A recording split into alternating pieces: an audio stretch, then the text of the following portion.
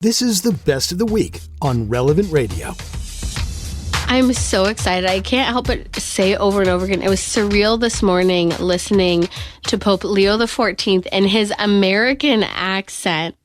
First American Pope speak in English to the College of Cardinals during his first Mass celebrated as Pope. I looked at my husband, who's from a little outside of the Chicago area, and I said, okay, we're not just American, but you also have a Illinois accent. What's it like to have the same accent as the Pope? It's unreal to even think of.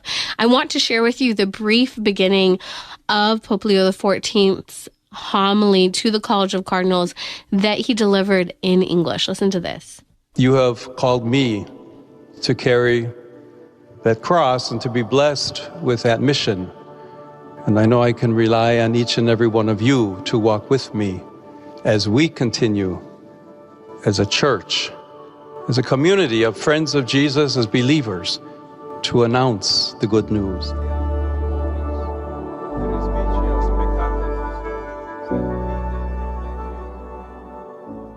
That's Pope Leo XIV, an American. I mean, all of a sudden you hear it. He's not speaking Italian. He's not speaking Latin. He's not speaking Spanish. There is that American born and raised Pope that we have. I really enjoyed reading the first homily of Pope Leo XIV, and I highly recommend that you do this. I remember the excitement. I was in Rome just hours after the inauguration. We landed via train after the inauguration of Pope Francis. And it really inspired me to stay close to reading a lot of what the Pope was saying in the beginning of his pontificate. You know, you have this opportunity to get to know the Pope, and I encourage you to do so now, because some of these first things he says will really help in indicating and getting to know what this pontificate will look like. His love for which saints, the Bible, something that I thought really stood out when reading the homily from this morning, that was such a wonderful sign to see, especially being a student of theology and in particular the Bible. It's what my master's work was in, was to see in his homily, it was peppered full of sacred scripture. You don't receive that in all homilies. You don't see that in every priest that speaks, but this Pope, Pope Leo XIV, there was scripture everywhere in what he said, citations of the saints. And where he really started out with in his homily was pointing to the first Pope, St. Peter's profession of faith in response to the question that Jesus asks him in Matthew chapter 16, where Jesus asks, who do people say that the Son of Man is? And you have this response from Peter that the Pope is encouraging all of us to have. Peter responds for the whole group, and he says, you are the Christ, the Son of the living God. You are the Christ, the Son of the living God. And the Bishop of Rome, the Holy Father, Pope Leo XIV is saying this is something we need to respond and say on a daily basis to remind ourselves of the significance of who God is and how that transforms our lives, how that forms our prayer life. In fact, he comments, Pope Leo XIV, he says, if we reflect on the scene we are considering here, we might find two possible answers which characterize two different attitudes in which people could have responded at that time. The first is, he said, this conversation between Jesus and the disciples takes place in the beautiful town of Caesarea Philippi, which is filled with luxurious palaces set in magnificent natural landscapes at the foot of Mount Hermon, but also a place of cruel power play and the scene of betrayal and infidelity. He said, with this setting, it speaks to us of a world, like today, where Jesus, a completely insignificant person, at best, is someone with an unusual and striking way of speaking and acting. So what he's saying is that you look at all of this power, this betrayal, this power play that's occurring, this beautiful landscape, and people are just attracted to Christ because he speaks well. He has a striking way of speaking and acting. And so Pope Leo XIV went on to say, once his presence, however, becomes irksome because of his demands for honesty and his stern moral requirements, this world will not hesitate to reject and eliminate him. That is Christ. So what Pope Leo XIV is saying is there's one group who say, hey, you talk nice. You act nice. I like this. But suddenly when it's irksome, when it's stern, when it requires you to live in a particular way, there are people who will reject and eliminate him. And then he gives a different set of people. that Jesus is viewed by.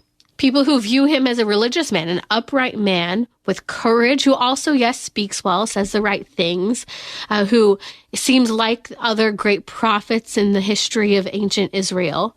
And Pope Leo XIV goes on to say that is why they follow him, at least for as long as they can do so without too much risk of inconvenience.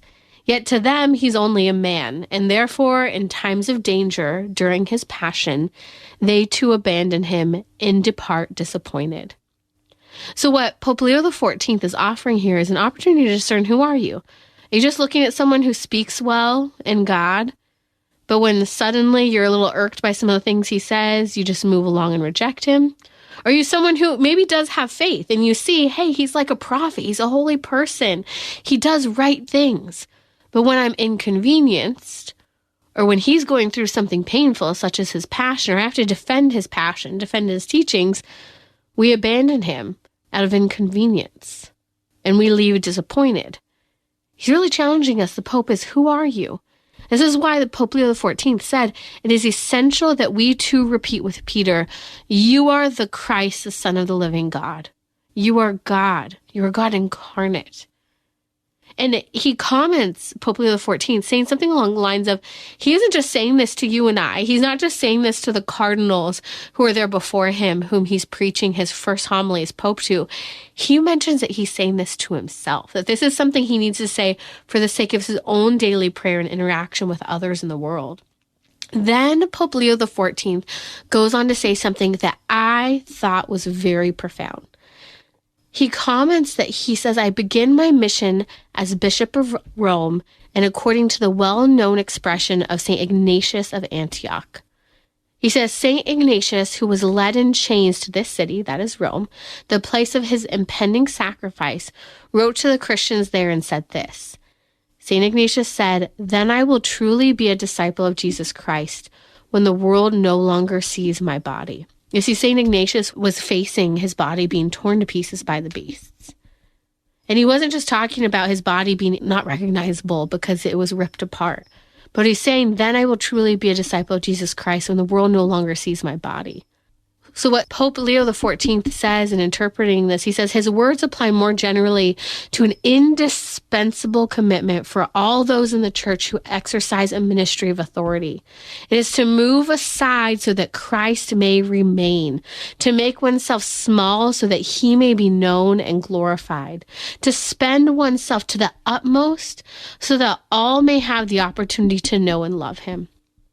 What Pope Leo XIV is saying is like in the words of St. Ignatius, and an inspiration for how he intends to be Bishop of Rome, Pope of the world, is what St. Ignatius says is, then I will truly be a disciple of Jesus Christ when the world no longer sees me.